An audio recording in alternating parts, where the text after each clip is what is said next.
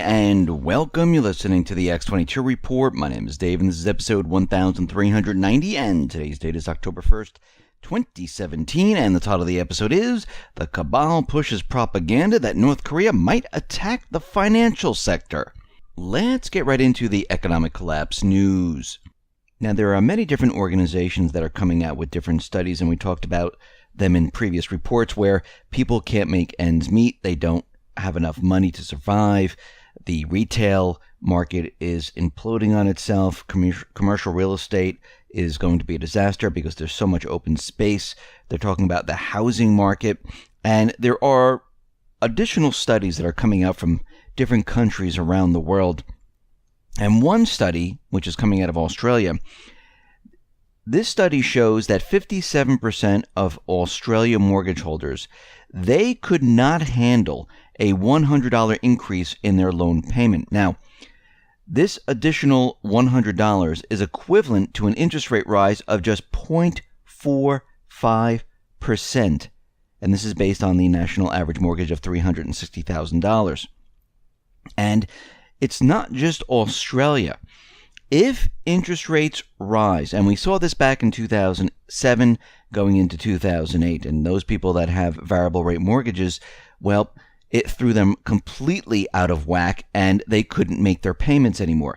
Also, if the interest rates move up, guess what? Those people that are trying to purchase homes, well, they won't be able to purchase. So what we are seeing right now is that all these studies are coming out telling us how bad things are going to get. Now, we've been looking at this for quite a while. We know how bad they're going to get because the central bankers needed to keep the interest rates so low that no one would really realize what was really going on, because we're not in a normal market where interest rates are allowed to do what they normally do, and that is move up a little bit.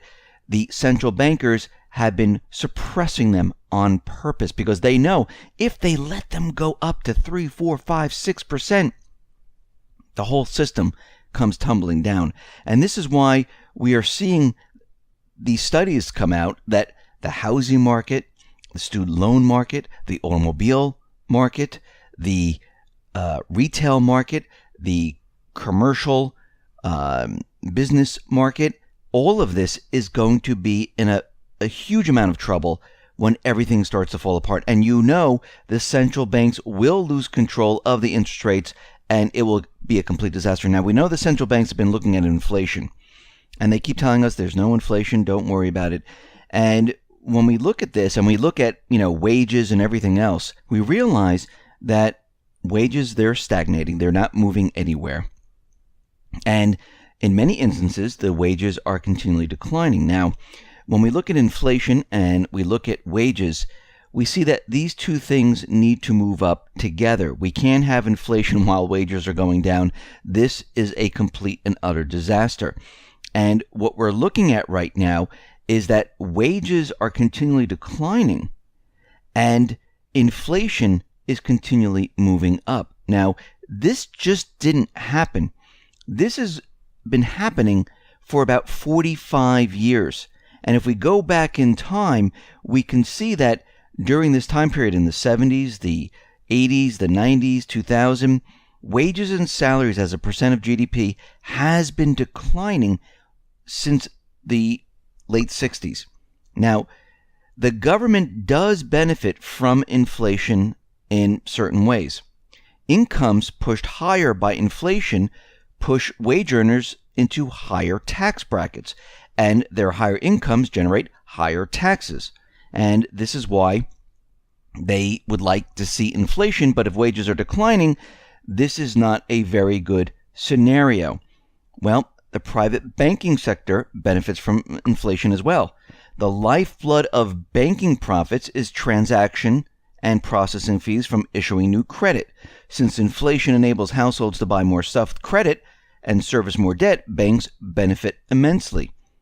Deflation, on the other hand, is kryptonite to bank profits. Households earning less every year are more likely to default on existing debt, and guess what? They can't take out new debt.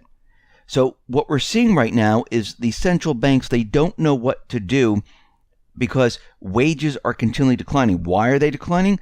Because we are losing the high-paying jobs. We are getting these part-time, low-paying jobs, and wages are declining. And they're trying to hold inflation down. This is the whole reason, because if they let inflation go up and wages are going in the opposite direction, it would be a complete and utter disaster. And this is why they've been shipping it off to other countries. This is why they've been putting into the stock market. This is why they've been putting into the housing market.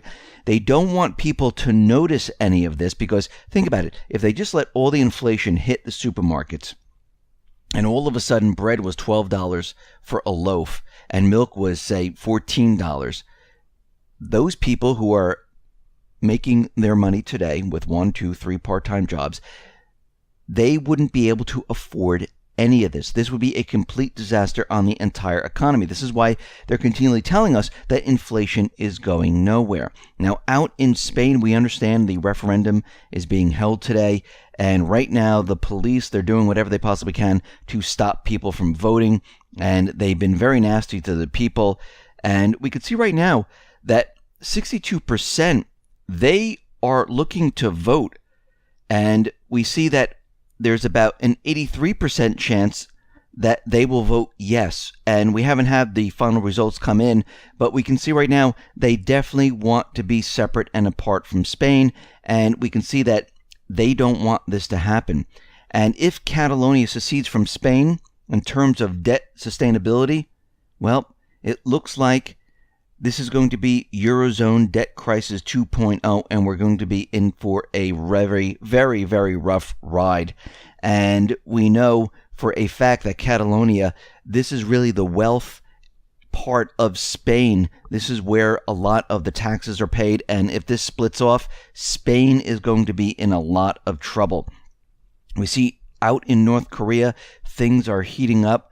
Tillerson right now is saying that they have 3 channels of communication open to North Korea, and they're trying to talk to North Korea, but North Korea, of course, doesn't want to speak to the United States. Now, Kim Jong-un, he is not stupid. He understands that the deal has to come from both sides. Now, of course, Trump is out there saying that, listen, don't waste your time. Rocket Man, well, he doesn't want to speak, and this is a complete waste of time. Now, to me, this looks like Trump and Tillerson, they are playing good cop, bad cop, and it looks like Trump is pandering to the corporate media, keeping them off guard, saying that, yes, we don't want to talk to him, we don't want anything to do this, but we know in the background, Trump, Tillerson, they've been speaking to Xi Jinping of China. We know that China, Russia have been talking to Kim Jong-un. We know there are back channels, and they are speaking to Kim Jong-un, trying to work out some type of deal. Now, the deal might not be that North Korea get rid of their nuclear weapons. They might allow North Korea to keep their nuclear weapons because they understand that North Korea is not going to stop until they get what they want, and that is a nuclear weapon that fits on a missile to protect themselves from regime change. Now, of course, the corporate media, they're continually out there trying to make us all believe that North Korea is going to be attacking, and this is going to be a problem here in the United States because their missiles will be able to hit, Alaska, Chicago. I mean, they're just making stuff up here. But what we're seeing is that North Korea, they understand that they cannot trust the U.S. government because they've seen what the government does. They understand what the cabal does in the end. I mean, look at what U.S. officials did to Libya. Gaddafi agreed to give up his nuclear weapon program in return for regime security. That turned out to be completely stupid. This was a really stupid move on Gaddafi's part. As soon as U.S. officials saw an opening, they pounced with regime change on the country. Today, Gaddafi is dead, and Libya is in perpetual crisis and turmoil. Look at what the U.S. officials are doing in Iran. They entered into a deal in which the U.S. government agreed to lift the sanctions on Iran if they agreed to this nuclear weapons program. And after the deal was reached and Iran had complied, U.S. officials broke their side of the deal by refusing to lift their sanctions on Iran. They actually placed more sanctions on Iran. Look what they did to Saddam Hussein out in Iraq. I mean, back then, Saddam Hussein was the U.S. government's loyal partner, and U.S. officials worked closely with him during the 1980s to kill Iranians. But when Saddam invaded Kuwait to settle an oil drilling dispute, U.S. officials went after him with a vengeance and basically invaded Iraq with weapons of mass destruction, which he did not have. They never found them. They didn't exist. Look at Syria, which for at a time served as a loyal partner and ally of the U.S. government. And there was a secret agreement to torture Canadian citizens Mohar Arar on behalf of U.S. officials and report their findings back to the CIA. Later, U.S. officials turned on Assad's ruler, Bashar al-Assad, in a regime change operation. And Kim Jong-un sees all this. He understands that the U.S. will break the promise. Look, the United States made a promise with Assad and Russia. If Assad gets rid of all the chemical weapons, they are fine with Assad. They're fine with what he's doing in his country. It's okay. But then they released the Islamic State. They then went into their country and invaded Syria. They then went in and they started working with the Kurds and splitting off Syria. They always go back on their word. And these countries out there, they realize that this happens every single time. Now, Russia and China, they are out there and saying that we oppose attempts to divide Syria. And it looks like China right now is saying absolutely not. Syria will not be split up by the United States, because we know that the United States, well, I'm sorry, really should say the Cabal, they are pushing the agenda to split Syria, split Iraq, and have a Kurd nation, a Alawite nation, a Shia nation, a Sunni nation. And this was all planned a long time ago. And Russia and China are saying absolutely not. This is not going to happen. Now, we understand that the Cabal will be getting very, very desperate because things are rapidly falling apart. There's this back channel with Kim Jong-un that Tillerson is reporting on, even though Trump is out there saying the opposite. But we know that this is basically all a put on for the corporate media, for the Cabal, as they work to negotiate with China and Russia and to bring this whole crisis to a close. And the Cabal is not going to sit back and let this happen. We're already seeing reports right now, and this is coming from the former head of GCHQ, says that North Korea is targeting the British financial sector to fund its nuclear ambitions. And they're saying that North Korean hackers, they're going to hack into the financial sector and maybe bring it down or steal as much as they possibly can to basically fund their operations. And we can see that this is the propaganda leading into what they're eventually going to do. And we know from Janet Napolitano and many others saying that, listen, it's not a matter of if, but when the financial sector is hit from a cyber attack. And they've been using the idea, since Sony Pictures were hacked by North Korea, which that never really happened, they're going to be using this propaganda to convince the people that North Korea has the ability and they're ready to do this. And we can see already that they're out there trying to convince everyone that they are hacking into the financial sector in the UK, that they have the ability to go in and manipulate the transactions to steal whatever they need, and they're going to continually blow this out of proportion and say that they are hitting the United States, they're hitting the UK, they're hitting many other areas, because what they need to do is they need to explain away why the economy, the global economy, is failing. And they need an enemy. They need someone to blame all of this for. And it looks like this is what they are building up to do. And Mr. Hannigan said North Korea is set to become a Premier League player in cyber warfare as it's targeting Britain's financial sector.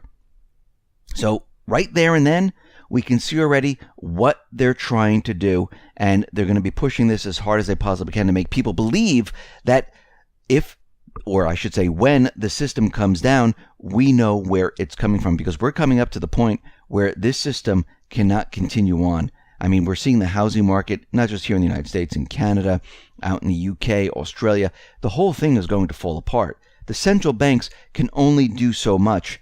The real market is going to take hold, and things are going to start to really move in the opposite direction. We're already seeing it because they can't control everything. They can control certain manipulated statistics. They can control the stock market, but everyday people they can't control. They can't control their jobs. They can't control how much they make. They can't control how much they spend. They can try to push them to do these things, but when people aren't making the money, when people aren't getting the jobs, guess what?